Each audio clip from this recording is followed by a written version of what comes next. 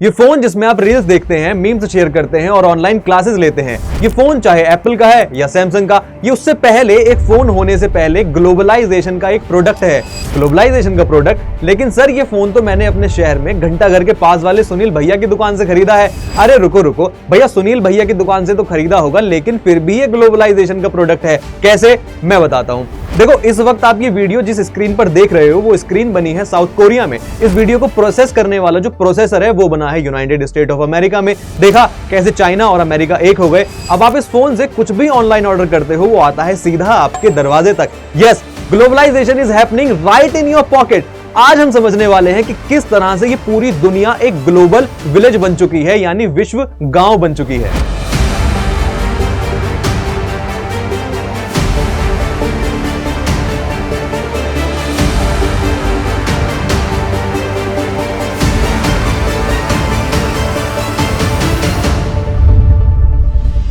लेकिन उससे पहले समझते हैं कि ये ग्लोबलाइजेशन है किस चिड़िया का नाम। Globalisation is the process of increasing interconnectedness and integration. समझ में नहीं आ रहा? चलो इसको और इजी करते हैं। देखो, ग्लोबलाइजेशन ऐसा है जैसे आप इंडिया में अपने बेड पर पड़े हुए अमेरिका के नेटफ्लिक्स पर साउथ कोरिया की कोई वेब सीरीज देख रहे हैं। अब वेब सीरीज देखते देखते भाई आपको भूख लगी, तो आपने स्विगी या जोमेटो से इटली का पिज्जा ऑर्डर करा और आपने मेन्यू देखा तो उसमें एक डिश का नाम था पनीर टिक्का पिज्जा। लो, हो गया ना ग्लोबलाइजेशन। अब इस ग्लोबलाइजेशन की शुरुआत कहां से हुई, इसको समझने के लिए हम चलते हैं प्री मॉडर्न वर्ल्ड के सिल्क रूट पर। सिल्क रूट एक ऐसा ट्रेड हाईवे था जिस पर ट्रक नहीं, कैमल्स चलते थे, और आपका डिलीवरी या आपका पार्सल देने के लिए कोरियर बॉय नहीं बल्कि मर्चेंट्स आते थे। अब इसका नाम सिल्क रूट है तो ये मत समझना कि यहां से सिर्फ सिल्क ही आता जाता था, बल्कि यहां से तो आइडियाज, रिलीजन, कल्चर और डिसीजेस को आने जाने का एक वीआईपी पास मिल गया था। अब एग्जाम के लिए याद रखना कि चाइना का सिल्क, इंडिया का स्पाइस और अरब का मैथमेटिक्स सब एक ही रूट से वर्ल्ड टूर पर निकले थे, और इससे पूरी दुनिया कनेक्ट हो रही थी, वो भी बिना गूगल मैप, बिना इंस्टाग्राम और बिना यूट्यूब के।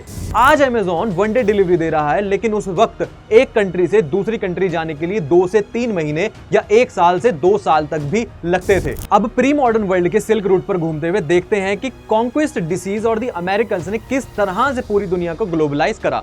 1492 में क्रिस्टोफर कोलंबस ने कहा चलो भाई इंडिया घूम के आते हैं, लेकिन वो इंडिया के लिए निकले तो, लेकिन गलती से पहुंच गए भाई अमेरिका। अब अमेरिका में वो उतरे, कोई साइन बोर्ड उन्हें दिखा नहीं, ना इंडिया का ना अमेरिका का, तो उन्होंने सोचा भाई इंडिया में ही मैं पहुंचा हूं, शायद गूगल मैप होता तो वो ये गलती ना करते, लेकिन उस वक्त काम चलता था सिर्फ कॉन्फिडेंस और कंपास से। अब कोलंबस भाई ने सोचा कि वो जहां पहुंचे हैं वो इंडिया है, इसलिए वहां रहने वाले नेटिव्स को उन्होंने इंडियन कह दिया, और हम आज तक कंफ्यूज हैं कि भाई इंडिया में नेटिव इंडियंस, रेड इंडियंस और अमेरिकन इंडियंस कैसे रह सकते हैं। क्रिस्टोफर कोलंबस के आने से तो कोई दिक्कत नहीं थी, लेकिन असली दिक्कत तो तब शुरू हुई जब कोलंबस के साथ छुप कर आई 2 बीमारियां, 2 डिसीजेस। पहला स्मॉल पॉक्स और दूसरा मेयर्सलेस यानी खसरा। ये दोनों इंस्टाग्राम के इन्फ्लुएंसर से ज्यादा तेजी से वायरल हुई, लेकिन इन्हें लाइक नहीं चाहिए थे, इन्हें चाहिए थी अमेरिकन की लाइक। फिर अमेरिकन ने ठीक होने पर अपना दिमाग चलाया और शुरू करा एक ग्लोबल स्टार्टअप जिसे कहा गया ट्रायंगुलर ट्रेड। अब ट्रायंगुलर ट्रेड में अफ्रीका से स्लेव्स को खरीदकर अमेरिका लाया गया और अमेरिका में उनसे चॉकलेट और टबैको की खेती कराई गई,